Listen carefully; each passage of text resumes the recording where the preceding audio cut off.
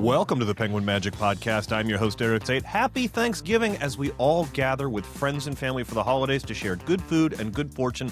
Let's also make sure to have some good magic ready to share.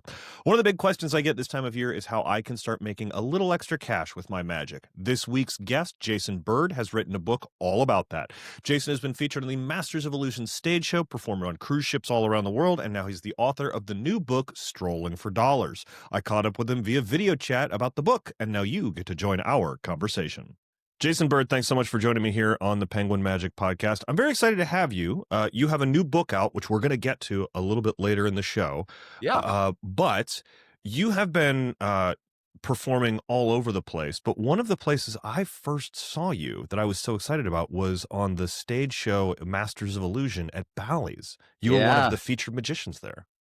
Yeah, that was great. That was so much fun being in a huge show like that, getting to do the real big illusions. And that was a once in a lifetime opportunity. I loved it. It was really great. I mean, and you did all kinds of things. I mean, like, because you did you did a beautiful dove act on a park bench. Yeah, so that was my signature. That's essentially what got me on in the show.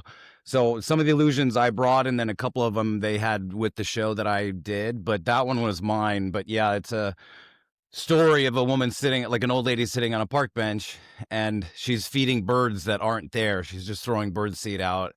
And then I happen to be walking by, and I see her, and then so I grab a newspaper and I produce not doves, but pigeons, big gray city pigeons, and I do everything without a jacket on. And then at the end, I make her vanish, but like turn into a little white dove that's like sitting on the park bench. It's just a beautiful story, and the magic is great. And I love doing that every night. That was so much fun. It is.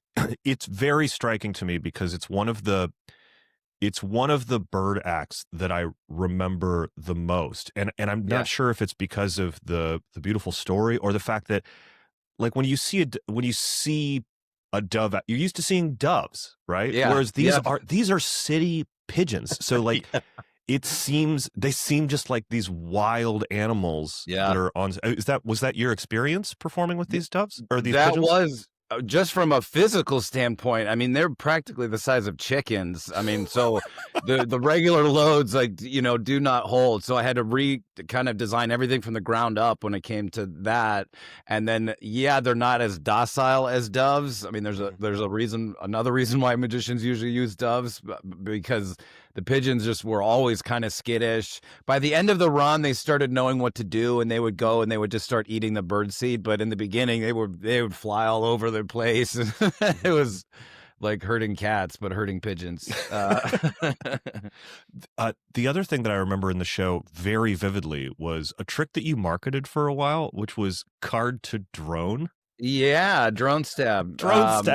Yeah, I sold it for like a minute, but it was so good. I was like, I really don't want anybody else doing this. So that one, it's card stab, but with a drone. So they choose a card, they sign it. It's signed. Then they hold on to the deck. I bring out a drone and I fly the drone around on stage, and then I take the deck from them, throw the whole deck up in the air. Cards go everywhere, and their signed card gets stabbed on the foot of the drone up in the air. So I'm glad you remember these things. That means a lot. No, it was such a striking that they were very striking moments in the show. I have to imagine that working on creating a drone stab, there were probably some catastrophic, hilarious incidents in practice and Oh development. my gosh.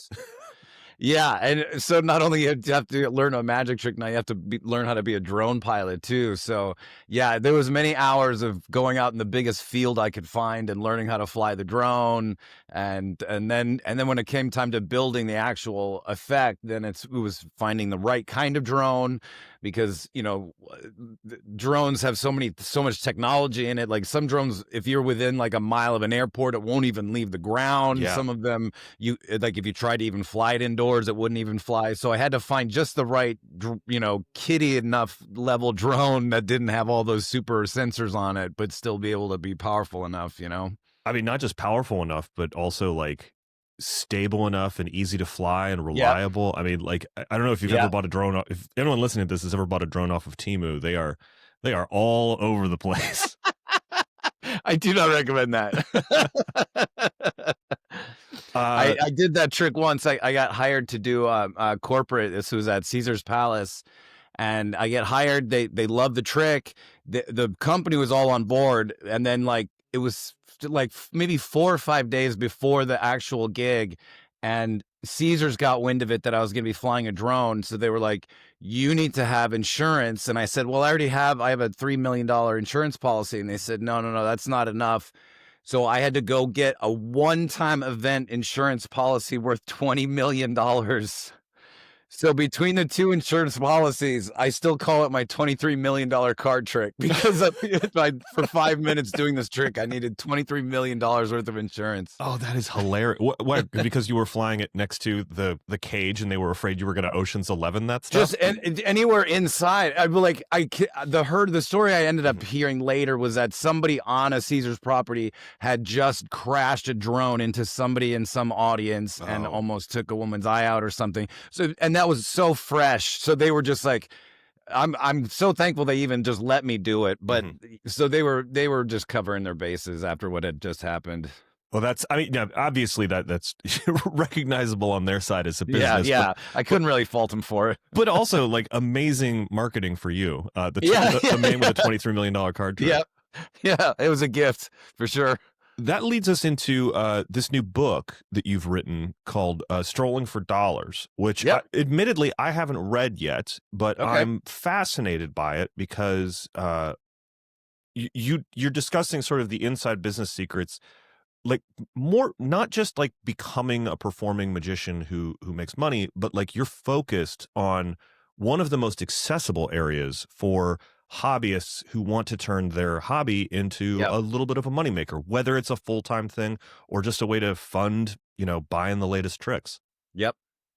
Yeah, well, first of all, this was all born from, now I perform on cruise ships a lot. So when you work on cruise ships, you have a lot of downtime. So I was like, instead of watching YouTube videos all day, what I need to write a book. And I've been doing strolling magic now for 25 years. I still do strolling, even though I do stage shows. I still go out and do strolling.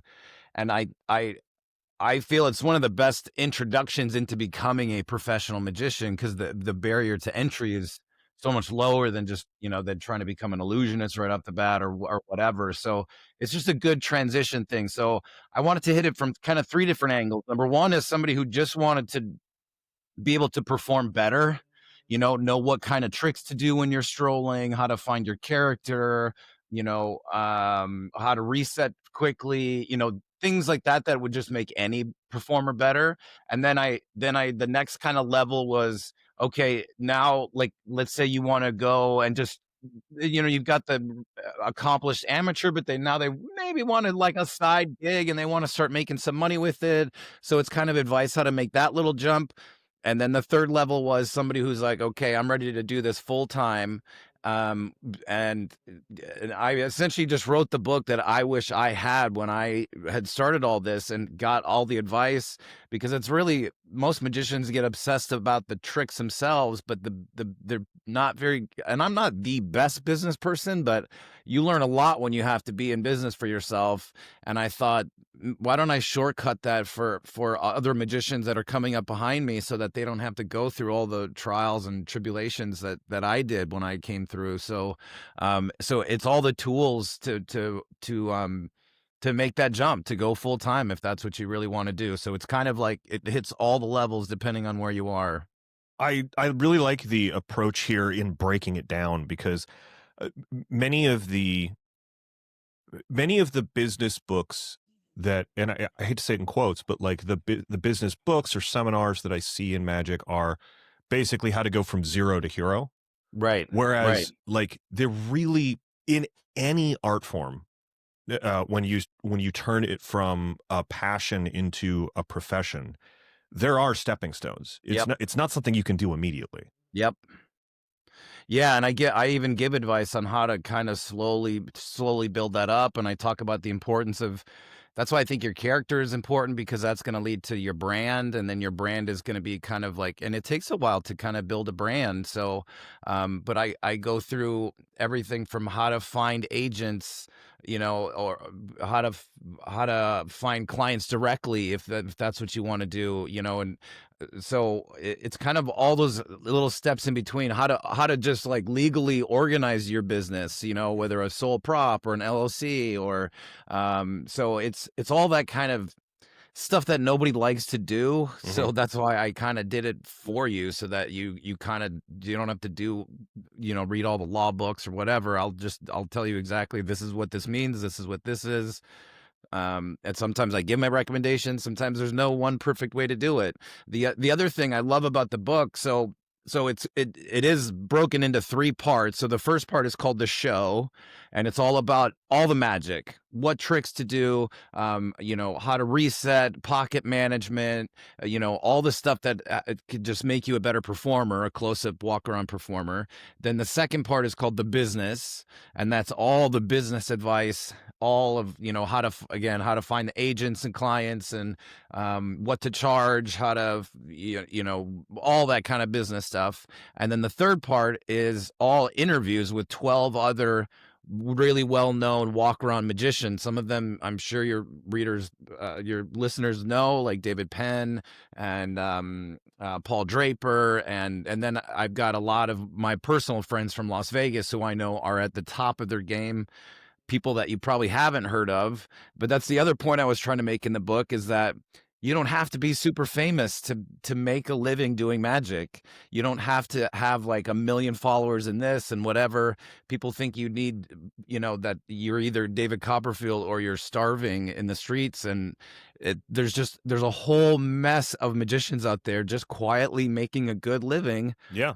that you've never heard of, because they're just busy out gigging, and they're, and making money at it. So I just don't think a lot of magicians realize that. So that's one of the things that I really wanted to drive home in the book, is that, like you said, there's steps, and there's middle ground. So I like, was looking at some of the materials for the book, and like you've got an interview with Joan Decor, and yep, Joan Decor is someone that I should have on the show because she's yeah, amazing. We've performed on multiple conventions together, and we do the a number of different theaters together. But she's out there like crushing it and yep, working so hard, and she's a yep, fabulous magician. And yep. the average hobbyist has not heard of her.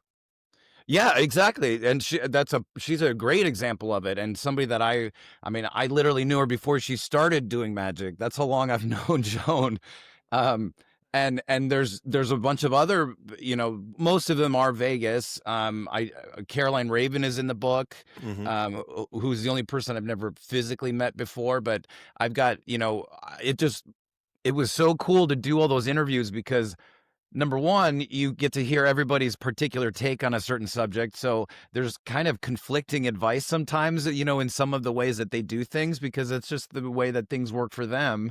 So you're getting all these viewpoints. And even I learned so much by interviewing these people, of like, oh my God, I've been doing this almost 3 decades, and I never even thought about doing this or that or the other thing. So it was really neat, just from my point of view. But that's the last third of the book, are these 12 interviews where they go through business stuff, where they go through how to, have a good image when you're performing, just a whole wide ranging gamut of topics. Well, I don't want to give away the whole book because Yeah. the whole reason we do these things is to let people know about them so that Yeah. they can find out where to get it. But maybe we could go through like one or two things in a couple different areas that maybe listeners who are looking to jumpstart their business or get things going. And I love the way you broke it up. And so I was going to ask you for, first of all, something that like you think that everybody who is interested in strolling for dollars should know from a performance aspect.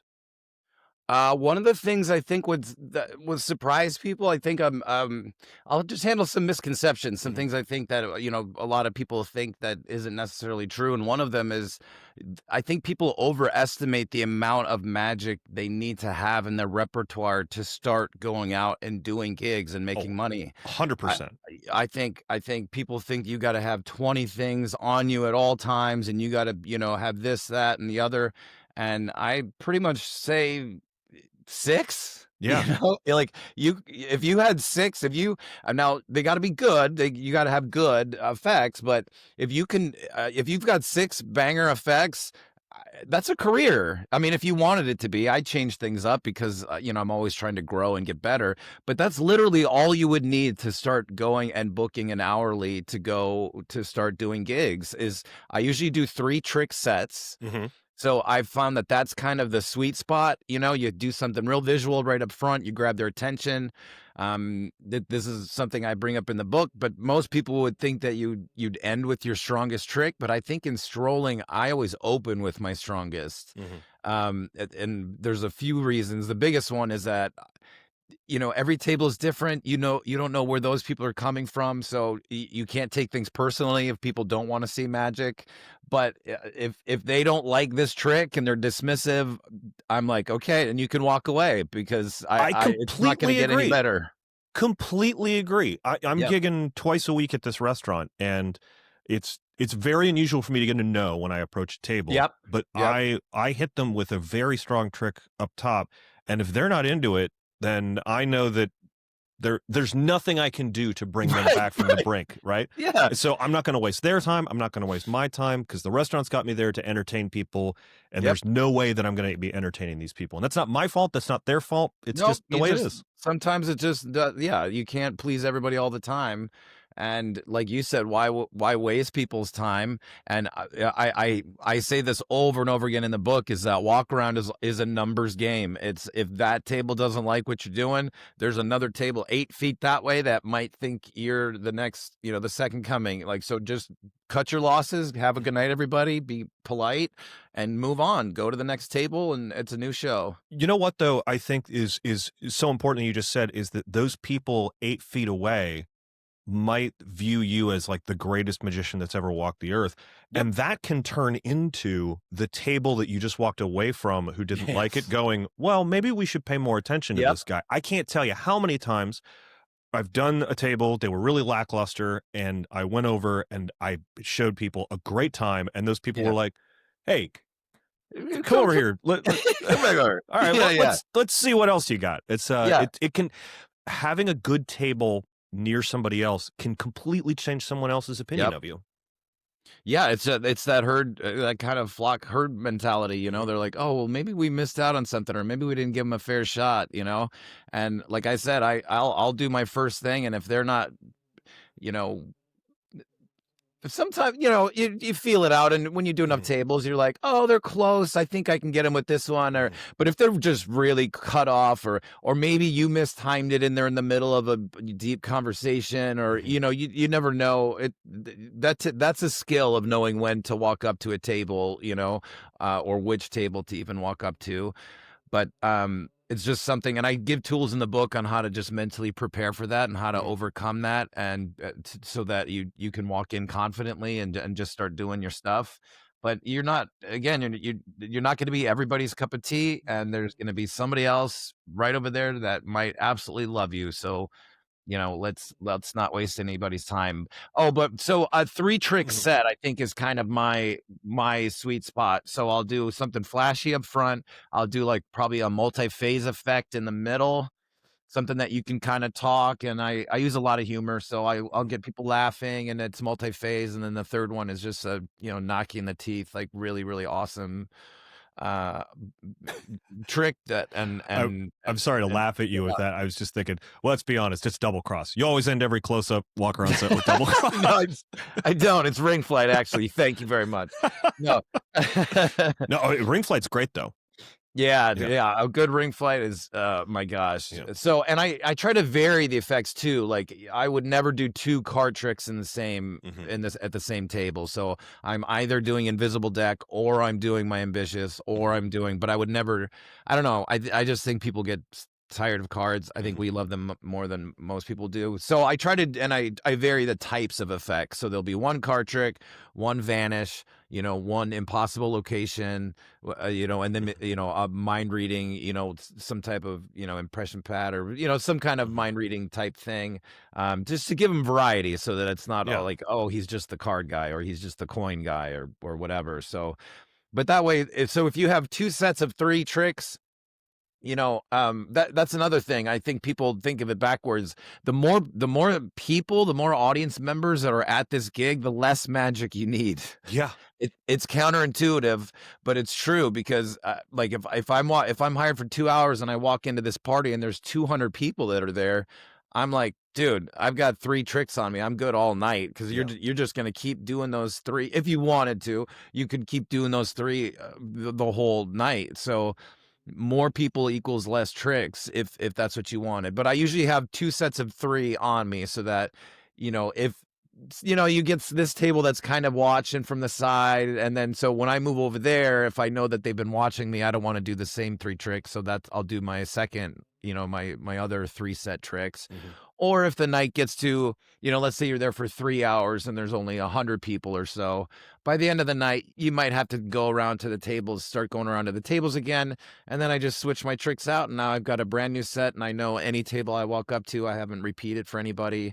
But yeah, you just need, not as much magic as Hmm. people assume that you do. How about on the business side? What is something that you think that like people new to this is something that they wouldn't think about? I mean, because I know that there's a ton of business tips in the book, but Yep. maybe I think so many people tune into this podcast and they are looking for new tricks and new insights on Yeah. things like that. But occasionally, they'd love to hear some business advice, and I Yeah. know it's not for everybody, but I'm trying to feed all Yeah, of aspects of it here. course. Well, like you said, like, I mean, obviously this is assuming this is, somebody that's doing this on some type of business level, but, um I think no matter what level you're at, your image has a lot to do with it.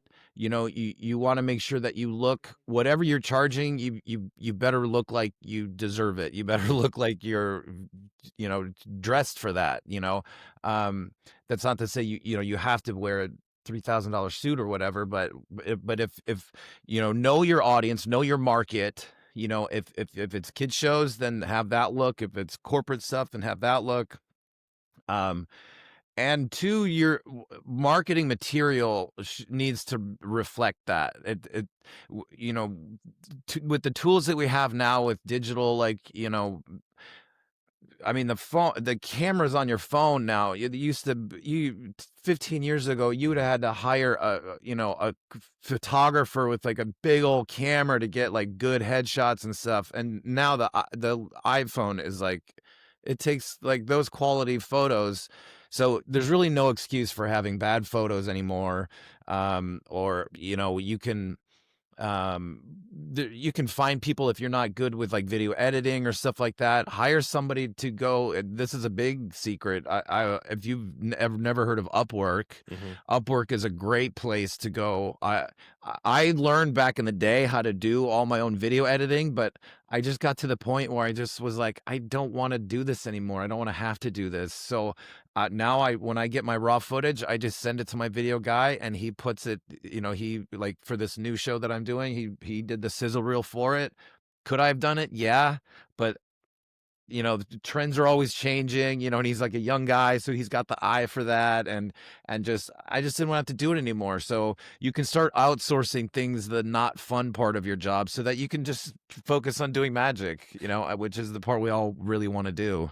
You know So, that yeah. that's another thing that you're speaking to there, which is I think that a lot of people who are getting started in the business don't think about is that you don't have to be a one man band these days, Yep. and that you really should like if you can delegate a task that you don't like and that you know you're not good at to another Yes. person, Yep. those dollars you allocate towards those resources come back to you 5, 10 fold Yep. in other places. Yeah, stick with what you're good at and not what you're not, instead of sitting there and pulling your hair out. And I used to be one of those guys that would just try to do everything. So I learned like again, I learned how to do video editing. I learned how to do audio editing. I learned like all this stuff because first of all, I was, when I first started, I was broke. I couldn't pay anybody to do that kind of stuff. But and there were no Upwork, websites when I first started. But now there's just so many things that you can outsource for. I mean, I think I paid somebody $40 to make my last sizzle reel.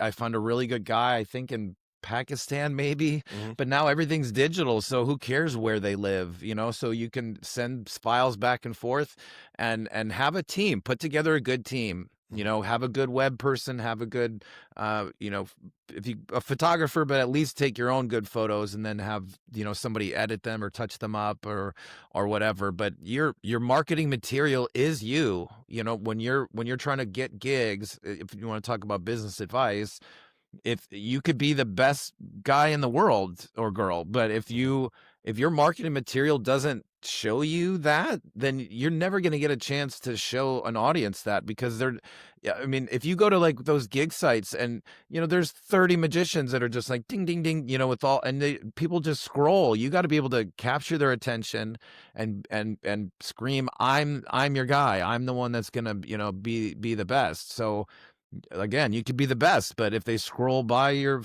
that one little photo that you have up there, then everything else is pointless. So make sure everything is at a good level. I'm curious, jumping back to the 3 trick sets. Yeah. What are your 3 tricks? Pardon me, that you're doing, because you mentioned ring flight, which is interesting.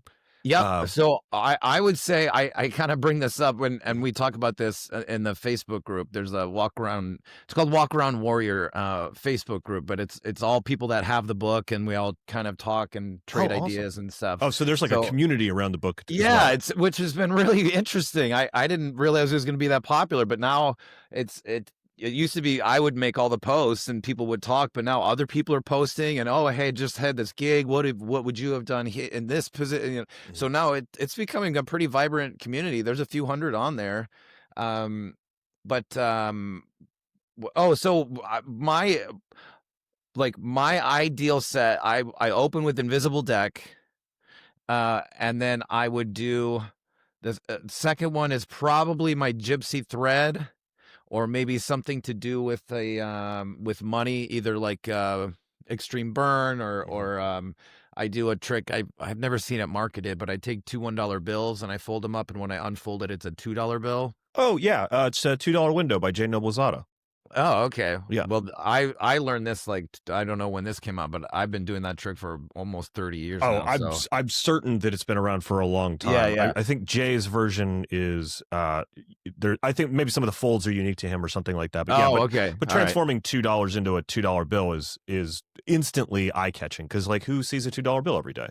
Yeah, yeah. There's that, and then I like it more than doing like a 1 to 100 almost, because it's still one bill. There's something even there's another layer of magic of having two things melt into one Yeah. $2 bill. You know what I mean? So there's just like a kind of a double hit there for that. So I'll do something like that, or like I said, my gypsy thread, and then I'll usually end with ring flight. To me that would be like my perfect 3 set, and then you get in, get out. I have been, I know I'm late to the party. I'm not huge on phone, like apps and phones and stuff. I do use digital force bag in my stage routine. This is a little freebie for your listeners. This is Yeah. how I use DFB. Is I'll take I'll force a celebrity and a drink, and then what I'll do before I know I'm going to be on stage, like probably about a month before I go on, I post a photo on my Instagram. So I'll put like Beyonce drinking a Pepsi Mhm. on my Instagram a month before the show, but I'll post it and then I archive it right away so that it doesn't go out to all of my followers. And then right before the day of the show or whatever, I will unarchive it, which it it doesn't put it on that day. It retroactively inserts it in the day that you first uploaded it. So So That's when I cool. start the trick, I'll start and I go, just remember I said 10th photo. And people are like, what? I go, I know it doesn't make sense now, but in a little bit, 10th photo is going to make sense. So then I do the force and then I say, now remember I said 10th photo? Well, I had a dream that I was going to meet somebody that looked a lot like you that they were going to make decisions. So I let them go on their, and it's because it's really on my Instagram. So they go on their phone with their go to Instagram and then they count to the 10th photo. And 6 weeks ago, I posted this photo of this moment. And now you've got everybody on your Instagram. Yeah. So like they'll follow you, of course, like right there. So that's a great way to use social media and like app kind of stuff. But I have added again, I know I'm late, but I just got wiki test like maybe 2 months ago, and I've been having fun with that one. That is a pretty good. Oh, it's very it's good great, app. and with everything that interacts with it too, like it can really grow. Yeah, I'm going to return to the 3-trick set because yeah. I love that 3-trick idea. But now what I'm really interested in is what is your B set? What is your second set of 3 tricks? That if I was okay, so let's say I would go back to like the table, like let's say it's later on in the night. Mhm. I would probably do. It's funny you say double cross. I don't do double cross, but I do the ashes on the Yeah. palm. So I do the little voodoo doll, like where you trace out their hand, Mhm. and I'll do that up front. That is such a strong trick. And there's just something about burning it, that it makes it just more visceral to me than a Sharpie mark on a hand. But that's just my personal preference. But I would do that. And then if I hadn't done gypsy thread, I would do it in that one. And then I do an ambitious card routine, and Mhm. the way I usually do it is I still have one of my old I've had it for years, but a Kennedy box, the mystery box. Oh yeah. And what I'll do is I'll have a rubber band around it. So this is kind of a clever way to get over that fear of walking up to a table cold, because that's a lot of where your angst is. And I'm not going to lie, I've been doing it a long time, and I'll still, every once in a while, like I'll still have that feeling of like feeling like you're Yeah. interrupting people and walking up to cold to that table. But one of the ways you can get around it is say, oh, I have a gift for you. This is for you. And I hand them the box at the very beginning. So that's the first thing. So now the whole Mhm. time they're thinking like, what's in the box? They're thinking about the box. And then when at the end, I'll usually end with my ambitious routine. So I do 3 phases, and the last phase, it ends up inside of the box that they've been holding the whole time. So that would probably be my B Mhm. set. I'd probably throw mentalism. If it wasn't one of those, either wiki test or what other ones do I do? I do sometimes I'll use I have the peak wall at the John Cornelius where it just lights up the Oh, the thought transmitter. thought transmitter. It's a Yeah. great trick. It's so old. See, Yeah. that's how long I've been doing magic. I'm still using props from the guts from the 90s. Oh, it's But all good, man. I mean, like I've been, I'm like my opening trick is a coins across with a shell that I've been using for 25 years. So that's awesome. Yeah, no, if it's not broke, don't fix it. yeah.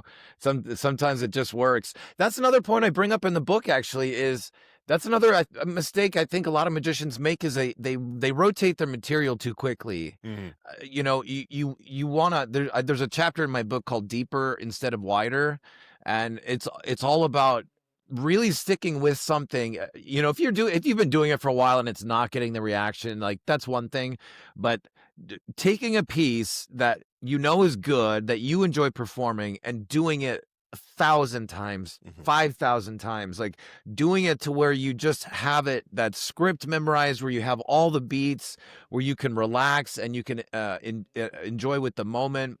If you're changing your material too often, and you're having to remember, oh, I've got to get my pinky here and I've got to blah blah blah here, you're not in that moment with your spectators, and you're not able to interact with them, and not be able to go off of maybe a joke that they make, or somebody drops something, or I've seen people that are just like so like in their routine that that they're trying to remember what to do from A to B.